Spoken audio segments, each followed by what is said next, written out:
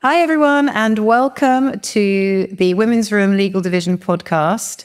So today I have two amazing guests who I know very, very well. I'm very excited because they are at the beginning of their legal careers. What I wanted to do, as well as talking to fabulous women who are at the peak of their careers at the moment and have lots of amazing advice and stories to tell about their careers, I thought it would be really useful to talk to some people who are at the beginning of their careers, and in particular for them to give some advice to other people who are thinking of entering the law and wondering how to do it. So today I have two trainee solicitors on the line, and one of them happens to be my daughter, Millie. Hi, Millie. Hi.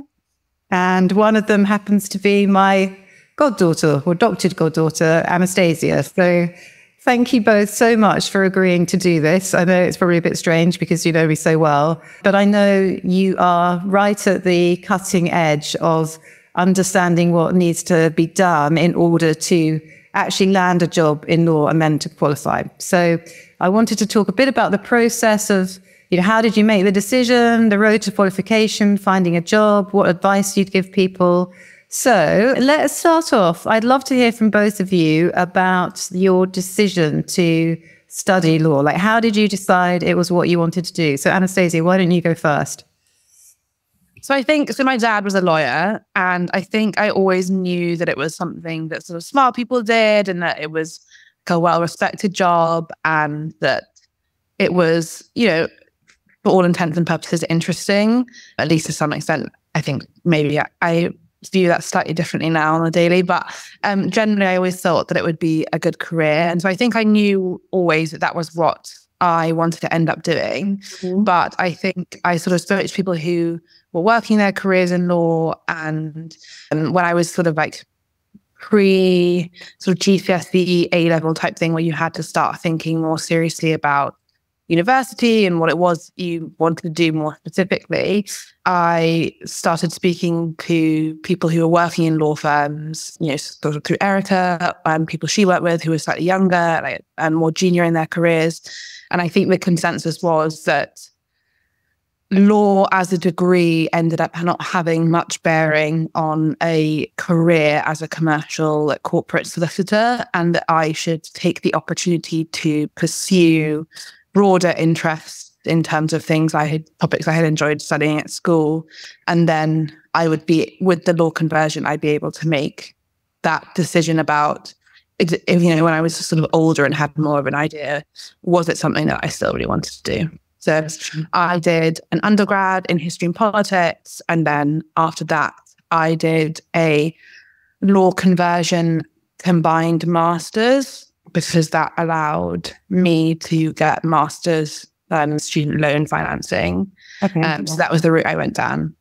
Brilliant, thank you. So let's come back to a bit about the financing and the master's in a minute. Millie, what about you? What about your decision? You always used to tell me when you were little, you really didn't want to be a lawyer. You didn't want to do what I do. I think that was more you telling me don't be a lawyer. No, so I guess slightly different to Anastasia, my decision to pursue being a lawyer that came a bit later. When I applied for university, I sort of looked at law undergrad purely just because both of my parents were lawyers and they both studied law at university. So it sort of came about that way. I wasn't completely taken by it. And I also wasn't convinced that I would be able to do that sort of degree. I sort of thought it was for people of a slightly more intellectual caliber than I thought I was at the time. And so I decided to do philosophy and politics at undergrad, and I loved it. I really, really enjoyed my degree. And then sort of in my second year at uni, I started thinking about what careers I wanted to do. And obviously law did pop into mind purely because of my parents, and I'm very lucky to have had that influence. And both my parents were sort of corporate finance lawyers and sort of city lawyers in the traditional sense. And I wasn't particularly interested in that. And so I originally thought I really didn't want to do it. And then in researching it a little bit more, I discovered this other side of law, which is sort of the family, private client side of law, where you get a little bit more of an interpersonal relationship with clients. It seems you're helping people with their lives, and it can seem a little bit more interesting. And I don't know, I just sort of found it really fascinating. I thought it would be a really fun way to kind of bring my love for people and like meeting people and learning about people's lives with something that would, an academic side that would kind of exercise my brain a little bit. So I kind of latched onto that side of law and was like, actually, maybe I should become a lawyer and not take my parents' advice. The only piece of advice I like to think I've not taken. And so, yeah, that's sort of why I decided to become a lawyer.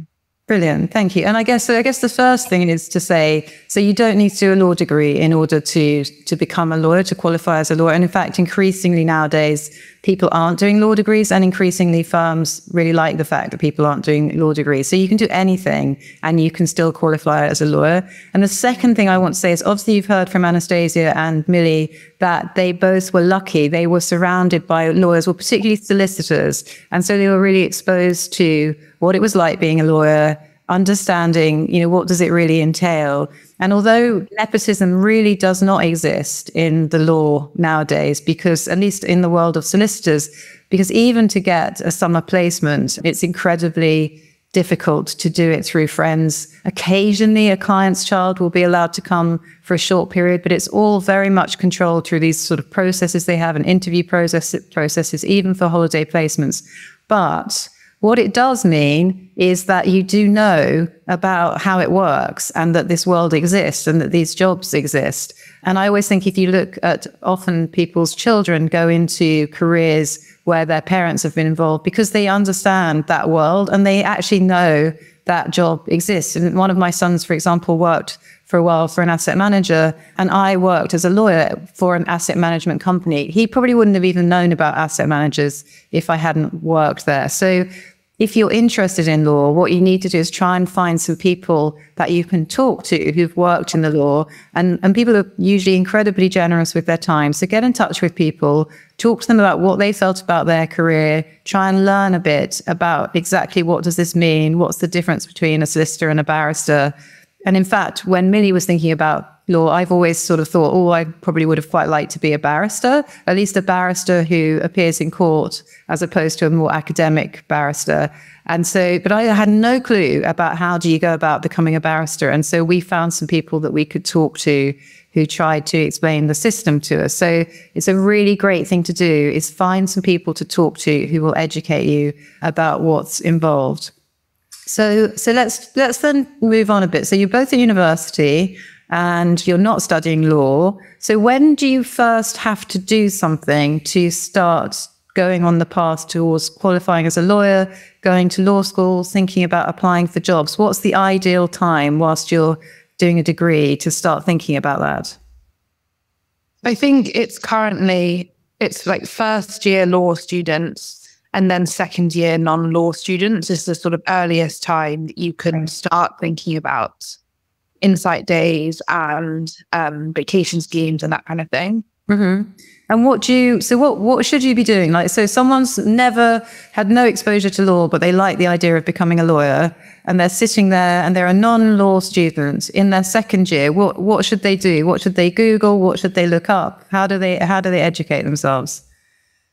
I think that most universities have a pretty strong like careers fair type thing, where a lot of, especially if you go to sort of like a bigger university in sort of a big city, they have careers fairs where people from most law firms, at least operating, I can only really speak to like the city and more corporate. I guess, Millie, you have a bit more experience about the other side. They sort of send teams down there. They're like graduate teams and various solicitors, and you can go and speak to them and get an idea about the firm. And I actually think, aside from doing your own research, which I obviously always have to do, I think that's one of the best ways to do it. People often remember people that they spoke to at careers fairs. And, I always found that people's like firms' websites felt quite obscure, that it wasn't clear to me what they would specialize in. Whereas, I think every solicitor working at a firm should be able to speak to what the nature of their work is and why that firm is sort of for or not for you. Mm-hmm. Okay. Anything you'd add to that, Millie?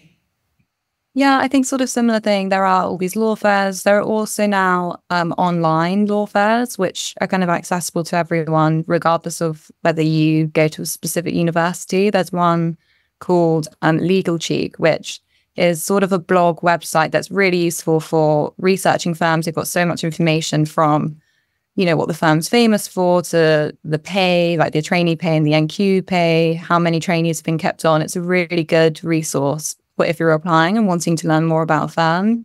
And they do an online law fair, which kind of similar thing, a heck of a lot of law firms attend and go to.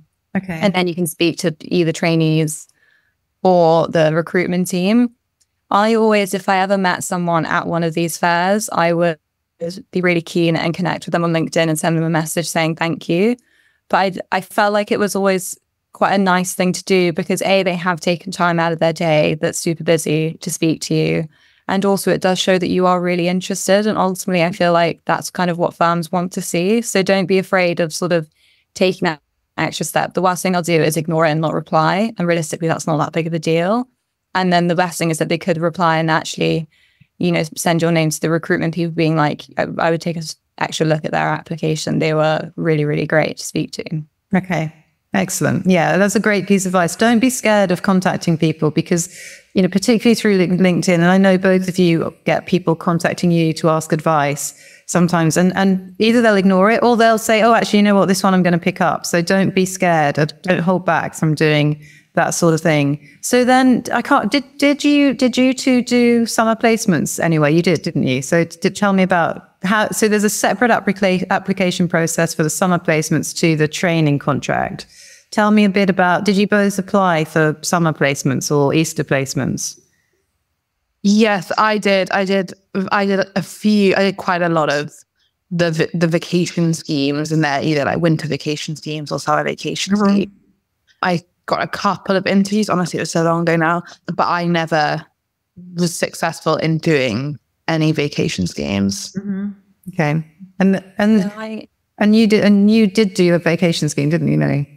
Yeah, so I was very lucky and I got 2 vacation schemes. Majority of firms, they are separate applications. So you apply for the vacation scheme and the training contract. There are a couple of firms where they will hire only from their vacation scheme. So I think, for example, Michigan do that or something like that. So sometimes it can be combined. But yeah, I applied in my second year at uni and didn't get any. And then I applied again in my third year and I very luckily got 2 vacation schemes. But I found that doing the application process in my second year was actually quite useful because, you know, it's sort of good practice. You knew what the type of questions they were going to ask, particularly at the interview stage. You knew a bit more how to prepare for it. And so I would definitely still do the exercise in your second year, even if you're not 100% sure if you want to pursue law. It's still a good exercise to do.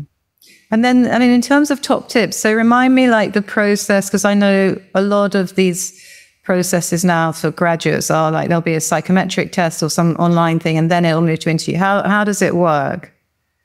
Honestly, it was the most miserable experience. I just remember having to do it every like season, every 6 months, whatever.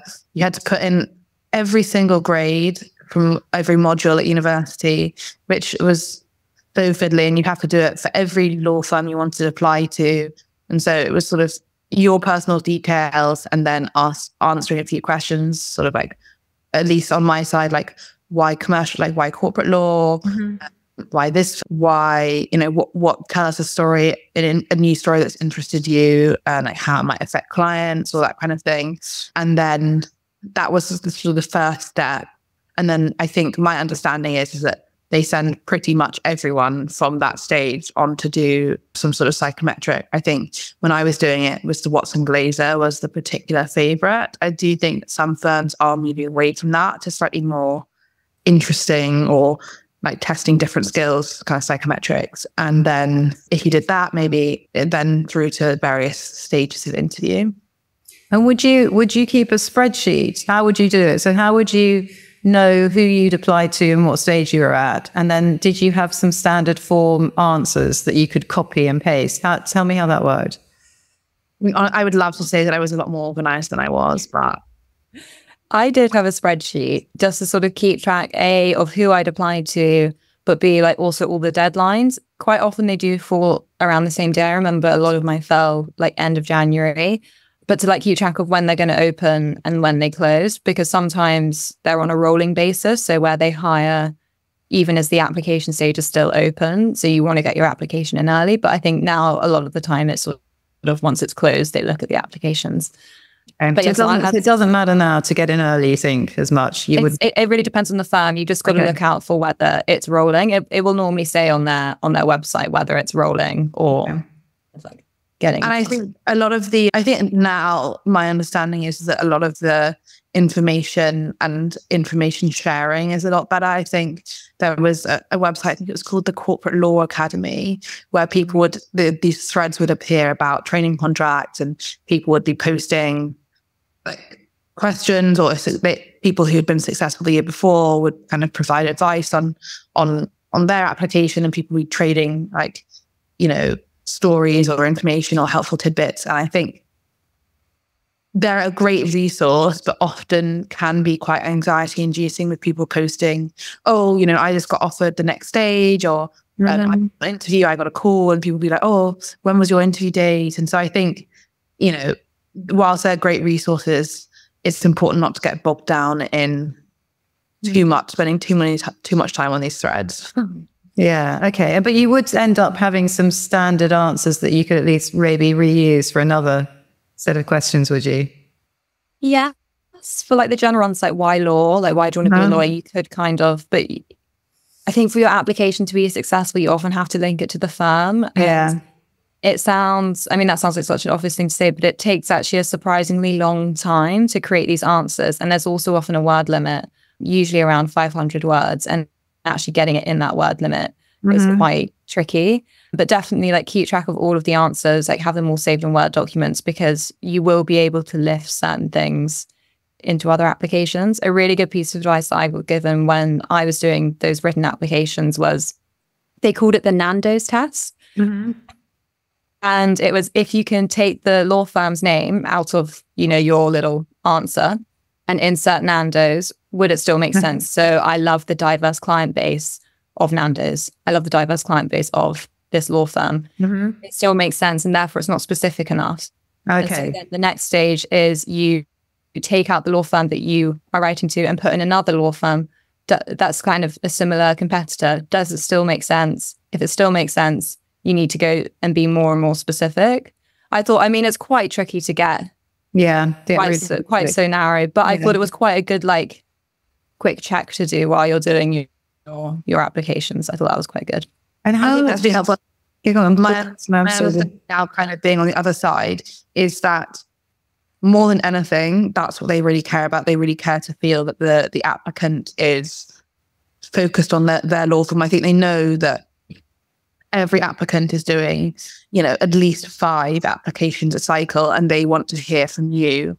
Everyone's smart, everyone has good grades. And I obviously you can't let that demoralize you. And with all the new paths to law, I think that that's becoming broader. But I think, 9 times out of 10, everyone's going to have, the same grades, more or less. And this is the point that can really make you stand out for that law firm above everything else. Yeah. So how do you go about doing the research on the law firms? Well, obviously their website's one of the main starting points. And then again, I do think websites like Legal Cheek or Roll on Friday are quite good. But ultimately, I think if you can speak to someone who's at the firm, that's kind of the best thing. So if you speak to someone at one of these law fairs, and I found that quite often law firms sometimes like it if you name drop, I spoke to this trainee and they said this, because it really shows that you've made the effort to reach out. Right. And it's like one of the law fairs, or message them on LinkedIn or something like that. So yeah, try and just use all the resources that are available to you. Talk to other people who are applying, what are they saying? Help each other through the process. I think also a lot of law firms now provide these kind of free online courses. At least all the big corporates have. I know that Taylor Weston has one, Clifford Chance. A lot of the big law firms have these courses, for want of a better word. I think they're sort of online one day, and it gives you an idea of their client base and the kind of work that they do and that kind of thing. And I think that if your application refers to something you've learned on those kind of courses, again, it just goes to show that you've taken the time to really get to grips with their work. Right. Yeah. Yeah. Okay. So definitely attend those. Would you ever message someone you know works at a firm via LinkedIn who you'd never met before? Would you ever do that?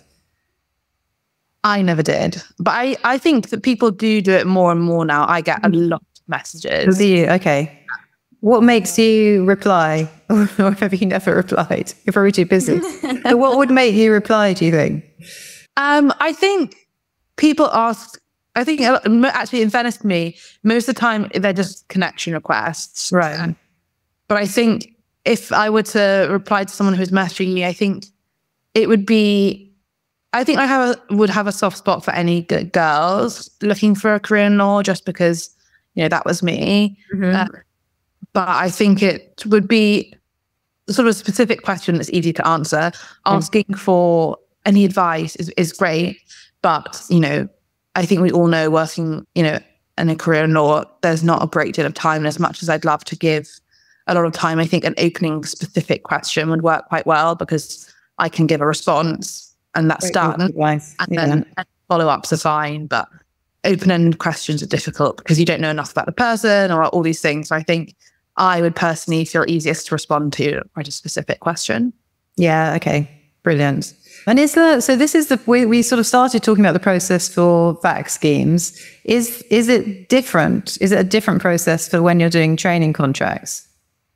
Or is it pretty similar? Pretty much the same. Is it? Pretty similar. Okay. Okay. Sometimes it's quite firm dependent. Sometimes if you've got the VAC scheme and you finished it, you go kind of straight through to the training contract stage, or you can go through to the interview stage. Okay. Yeah, we'll hold interviews at the end of the vacation schemes for training contracts. Okay. Things like that, but the actual application is pretty much identical.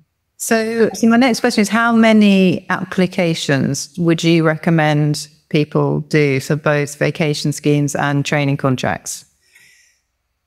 I originally started trying to apply to as many firms as possible, including corporate firms, which I kind of knew in the back of my mind I didn't really want to go or work there. And I'd be answering, why do you want to work here? And I'd be just like sat there in the library being, oh, don't.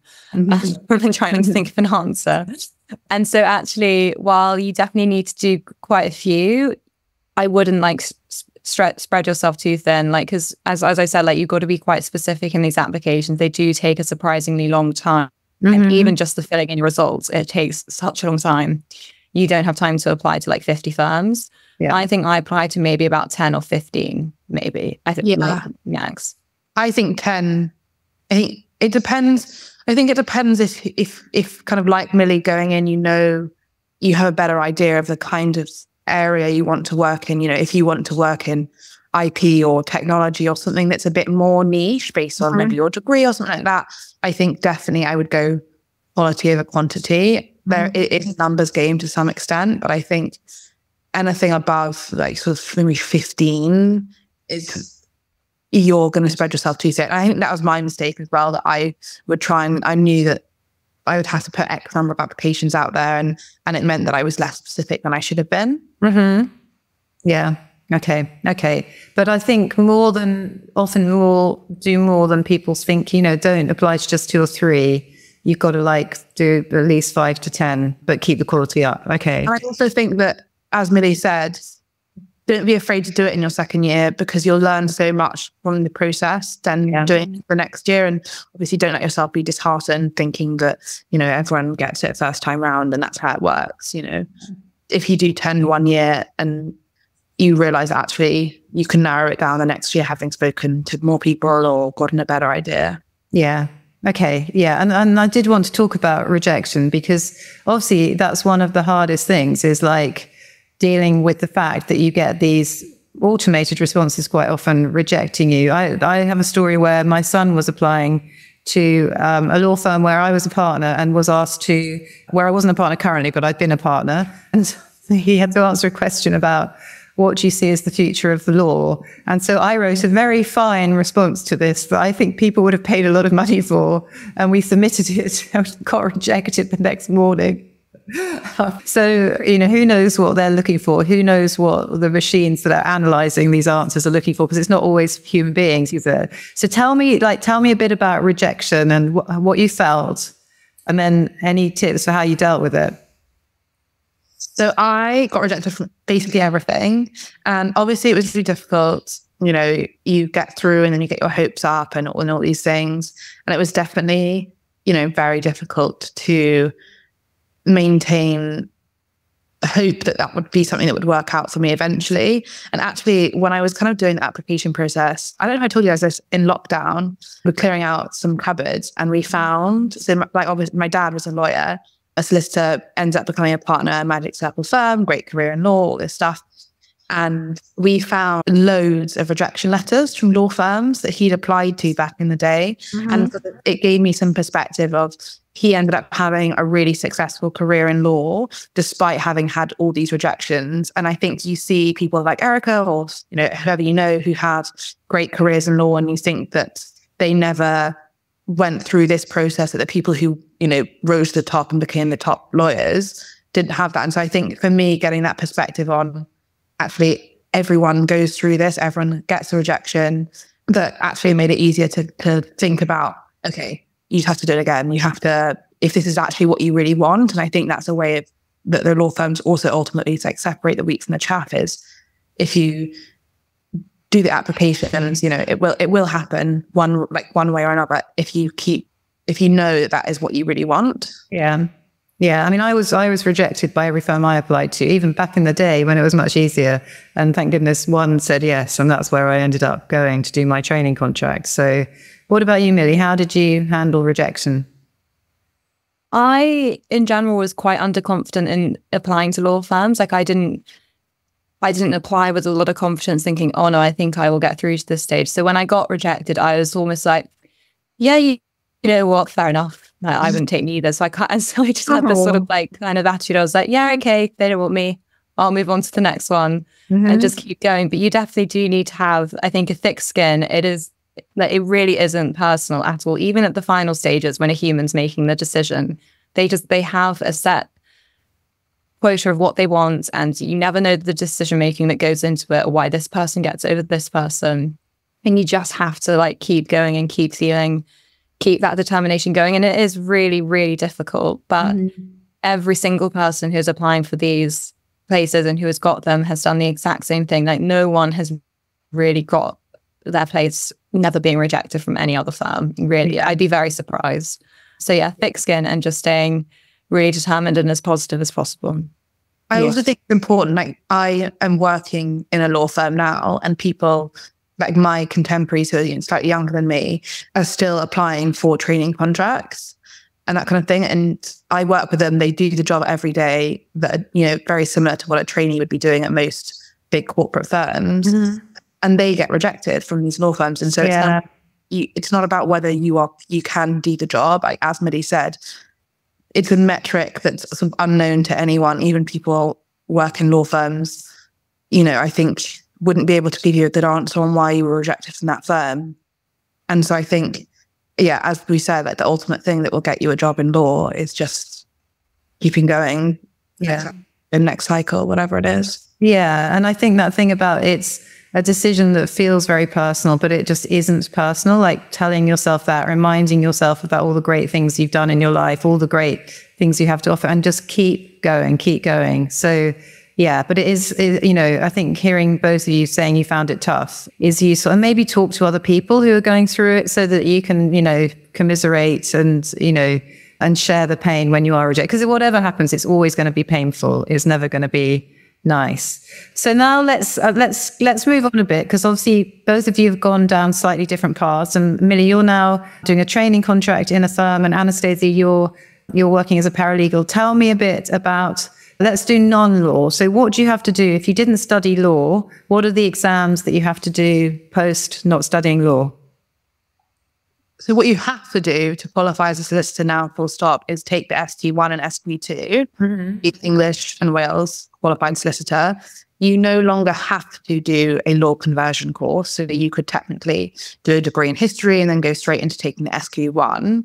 I think from my perspective and my understanding is that you would have to be someone extremely special to have had no formal legal training and go straight into taking the SQ1. I think having now done SQ1 and SQ2, that doing the GDL gave the foundation to be able to take the SQE2. The syllabus is very similar, but I think it would take a lot of work. And I think the formal course to do the SQE1, in my experience, builds on having that foundational knowledge of the law that would come with either an undergraduate degree in law or having done a law conversion. Okay. And GDL is law conversion. Does anyone know what it stands for? Graduate diploma in law. Or the PGDL, I think like postgraduate diploma in law or something like that. Okay. But yeah, building on what Anastasia was saying, in the PGDL, you do kind of the core law modules that you would do at an undergrad, and it's just combined into 1 year. So those core modules are things like contract law, torts, equity and trust, like the sort of basic foundations. The SQE1 prep courses build on those sort of foundational modules in a practical sense. So for example, you have dispute resolution, which is all about the civil court process. That's building on tort law, and maybe a bit of contract. You have criminal practice, which is building on criminal law. So without doing the law conversion, it's quite hard to get thrown into that context without knowing the basics going on. Okay. And so while obviously the mentality behind making it so you don't have to do the GDL to do the SQE was to make it a little bit more accessible and easier. I would be very surprised if someone saw through the exams without having done the GDL, or if they did, take a lot of work. Yeah. I think that a lot of the courses now do combined GDL, PGDL, whatever you want to call it, and SQE1.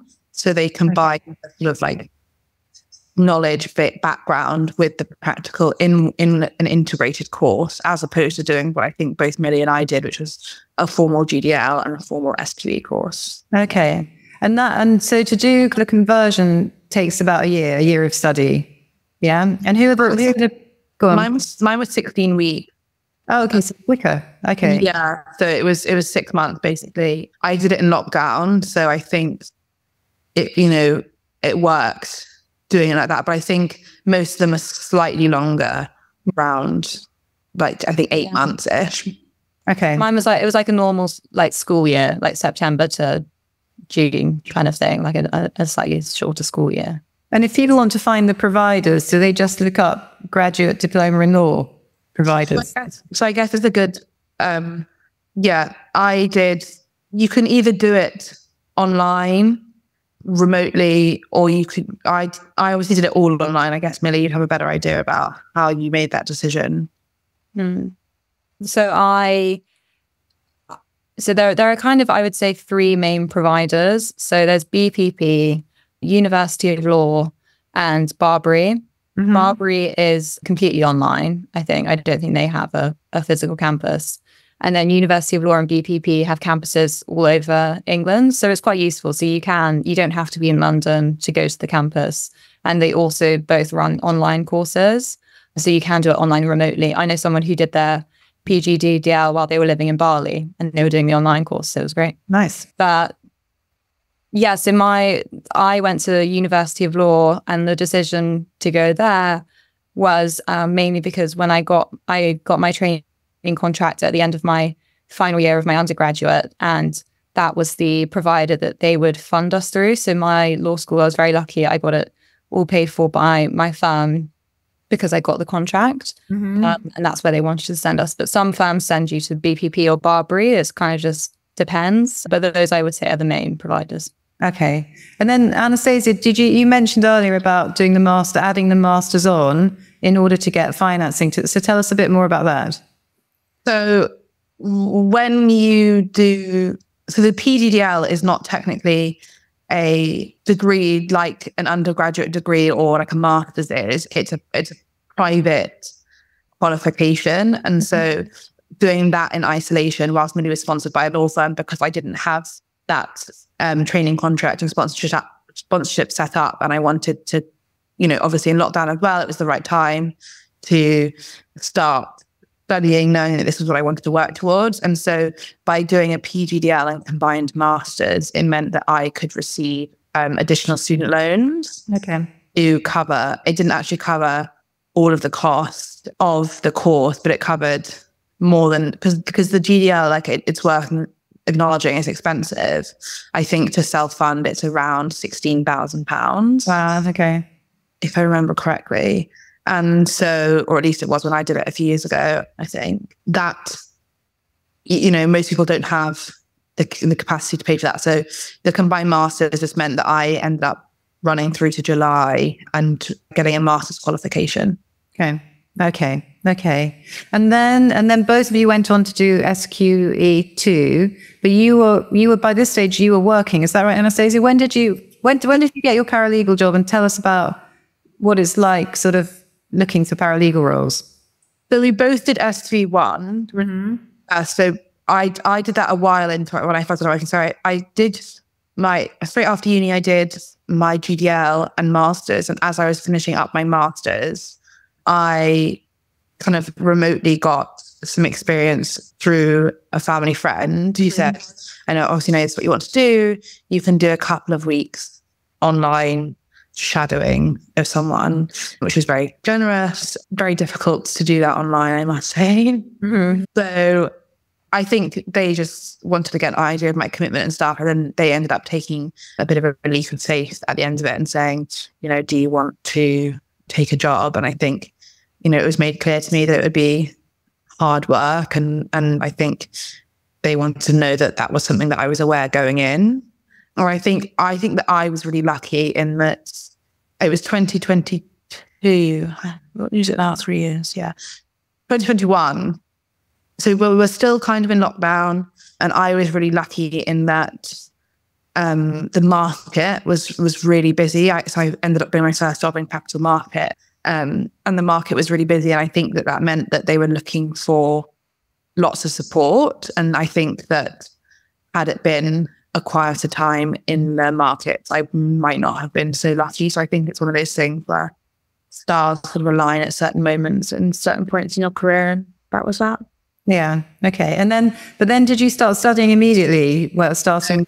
No. Okay. Actually, I when I took that job, the SQE hadn't come into place yet. So if I'd got a job then, I would have done the LPC. That's September. So I was the last year, or maybe it had just started. So I could have been in the first class to do it, or I still had the option to do the LPC. Mm-hmm. But I think that I didn't want to take the financial risk at that stage, having not had any work done at that stage. So I wanted to get some experience, and I was still thinking about doing, vacation scheme applications and that kind of thing. I think that, it took a little bit of time for the paralegal SQE route to associate and qualification to become clear that was a viable option. I think that people were still set on the training contract as a tried and tested route.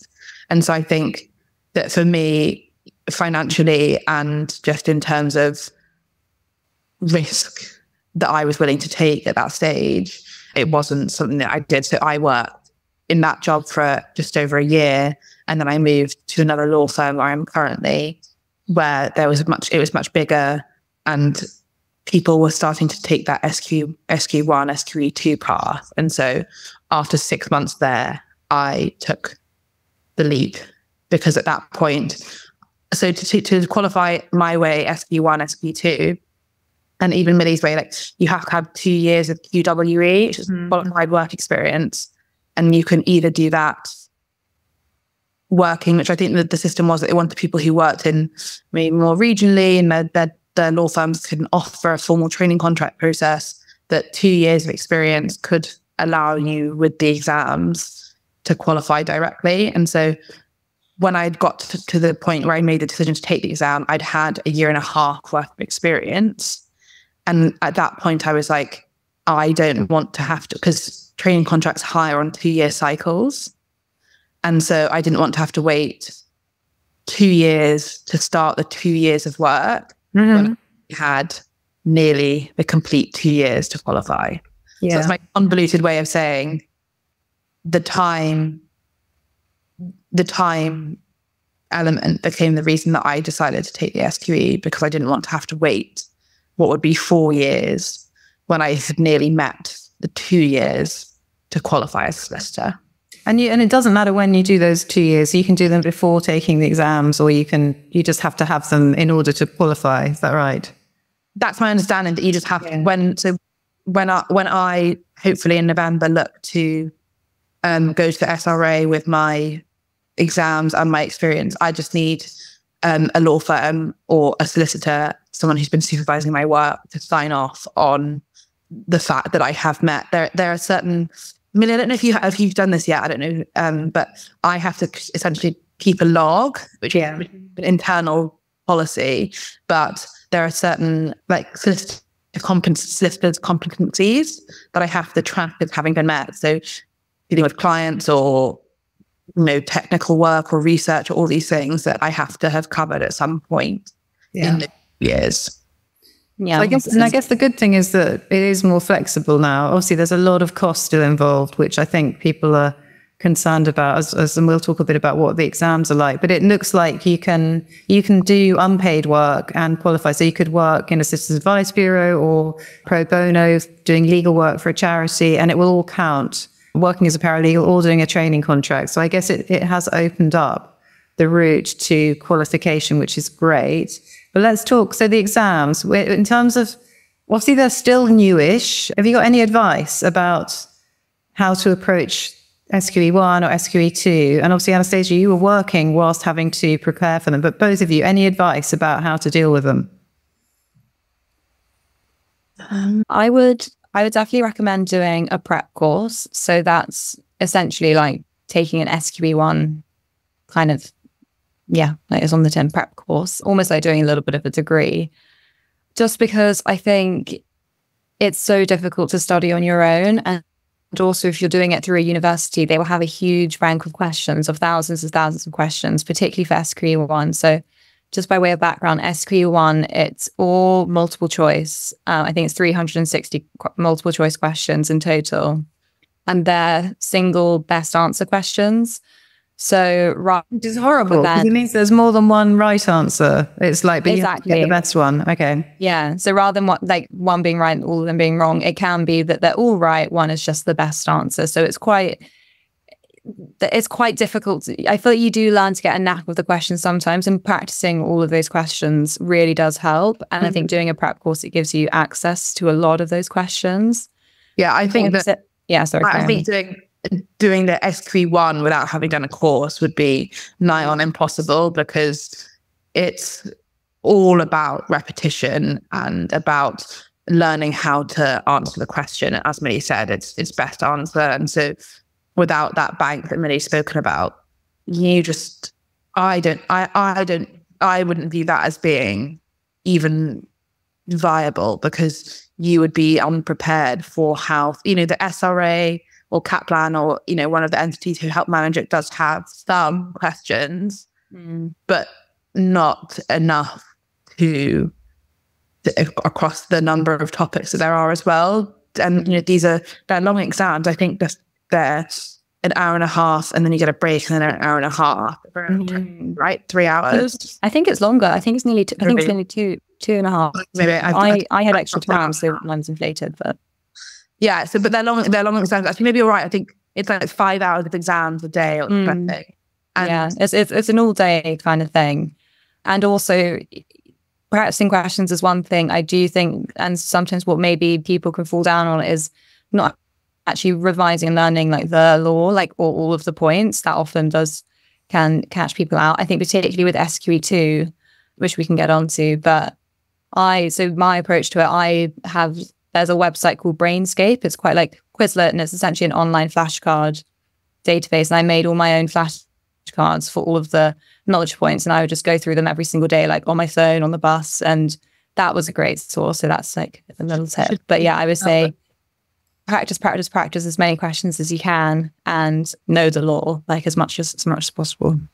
Yeah, I think so. I obviously did a course, and as you said, I was working full time and like long hours, and so I think it was often difficult to feel like, I had to meet sort of between 10 and 15 hours a week of studying on top of working upwards of 60 hours or 50-hour weeks. And so I think, as we said before, the thing that separated me from other people and in the same situation is the commitment and knowing that this is what I wanted to do, and that meant that, weekends or, waking up early, and I work alongside, quite a few other paralegals who are doing similar thing. And I think the people who end up being successful with the exams is just recognizing that there's a level of commitment that goes into doing that route of working and studying. I know one person who ended up doing the SQE having not taken a prep course.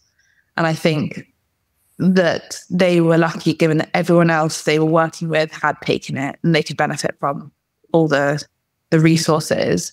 But I think, as Millie said, the prep course, especially when you're working, is a guide on how you can pass. I think for me, at least, working and studying, I wouldn't have been able to design and stick to my own course to allow me to pass the exam. I actually did have met people who have, with the resources online and on the SRA website and the guides and that kind of thing. They bought, resources online and they followed them, not doing a formal course. Wow. Okay. So it's definitely possible, but I think you have to know who you are. I know that Millie is like a phenomenal studier, and I think, she would likely have been able to do that path, whereas I need certain points that I have to meet and a guide and a framework that allows me to almost switch off my mind in terms of thinking about doing it and just doing it. I just want to say that there is obviously, there's a lot of scaremongering around these exams and how difficult they are and how hard they are to pass. And that is obviously, it is true, they are a tough set of exams, but I kind of just wanted to say that they are doable if you do, like Anastasia says, really commit to the time and the studying. I think it will, for me at least, it's definitely the hardest that I've ever worked. And I was very, very lucky that it did happen to pay off. But I just wanted to say that they are doable. I know it can often seem like all doom and gloom and that these are impossible exams and you can get yourself completely wound up into a tears. I definitely was wound up on the days when I was taking the exams, but it worked out, and like if you work really hard, it will be absolutely fine. Do you wish you hadn't got so wound up on the days of the exam afterwards, like analysing how you'd done? Yeah, for one of the exams, yes. But like the first day of the SQE 2, I really wound myself up because I was so scared. Because with SQE 1, the sample questions that the SRA released were very different to what I got in the exam. I found they were a lot harder. And then I guess that's also another warning. And I was so worried that was going to happen for SQE 2. And I just really freaked myself out on the morning. And it actually turned out to be okay. The questions for SQE 2, I would say, are actually quite similar to the sample ones that they give out. But yeah, obviously I wish I was maybe a little bit more relaxed and not quite as freaked out. But I think it is just human nature. Like, these exams are important. And for me, if I'd failed them, technically my training contract could have been taken away. So I felt like there was a lot riding on this. Yeah. And I just really, as I said, like I didn't have much confidence going into any of my applications. I was very, very pleased and happy to get the training contract. And I was just very worried about losing it. And so I think I was always going to wound myself up. But obviously it would be nice to sort of not feel so stressed all the time. But yeah. I think for me, I ended up feeling a bit more relaxed because I had worked with people that had, it hadn't worked out for them. And I knew that they would be great lawyers, and it wasn't anything to do with that having seen someone else go through it, it's not the end of the world, and you can try again. Yeah. And you learn from the experience of failure. I think that's like the theme I think we've both pulled out of this, is that things will go wrong. You won't get the job. You won't pass the exam. These things do happen. But if you commit to it and that's what you want, that's the part that will get you a career in law and will help you end up becoming a solicitor. Yeah. I think it is really important to say that, actually, that if you fail, then if it's really what you want to do, like you've mentioned a couple of times about commitment, if you're really committed to doing this, then just do it again. And I hope Millie's father won't mind me saying, but he did fail law school and had to retake. So even back in the day when there were still horses and carts, people were failing and retaking and going on to have incredibly successful careers. So look, thank you both very, very much indeed. I hope that's been really helpful to anyone who's listening in. We will, in the notes of the podcast, we'll put some resources for people. And if people have questions, then just drop the podcast a line, and at some point we'll do a follow-up to cover any questions that people have got. But if you're thinking about going into the law, then do explore it. It's a great career. There are many different types of law you can go into, and you'll hear different women from all walks of life on this podcast that will give you an insight into the different things you can do if you do go into law. And Millie and Anastasia, thank you both so much. Thank you.